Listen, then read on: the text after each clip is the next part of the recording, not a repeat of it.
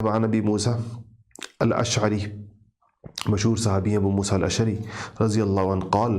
سئل رسول اللہ صلی اللہ علیہ وسلم عن الرجل يقاتل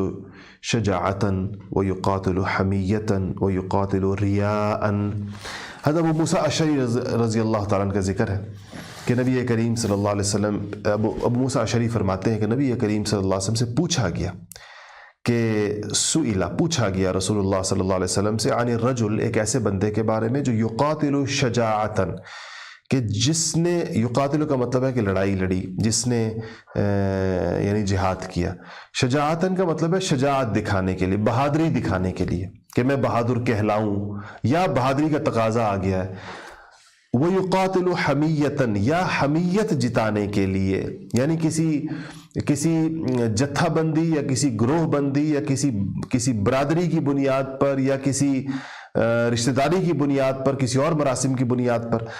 وَيُقَاتِلُ رِيَاءً، یا اس نے اس لیے کیا کہ دکھلاوے کی غرض سے، اسے خیال یہ آ گیا کہ میں اگر نہیں لڑوں گا، جہاد نہیں کروں گا تو باقی لوگ مجھے بزدل کہیں گے، اب تو مجھے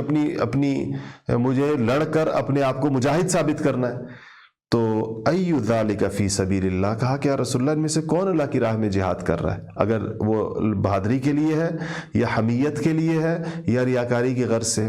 قال رسول اللہ صلی اللہ علیہ وسلم من قاتل لتکون کلمۃ اللہ ہی العلیٰ فہو فی سبیل اللہ۔ نبی کریم صلی اللہ علیہ وسلم نے فرمایا کہ مجاہد صرف وہ ہے، اللہ کی راہ میں صرف وہ جہاد کر رہا ہے جو شخص اللہ کے کلمے کو بلند کرنے کے لیے لڑ رہا ہے۔ من قاتل لتکون کلمۃ اللہ ہی العلیٰ، کہ اللہ تعالیٰ کا کلمہ، اللہ کا جھنڈا بلند ہو جائے۔ اللہ کا جھنڈا کیا ہے؟ اللہ کی بات، اللہ کا نظام اور اللہ تعالیٰ کے احکام،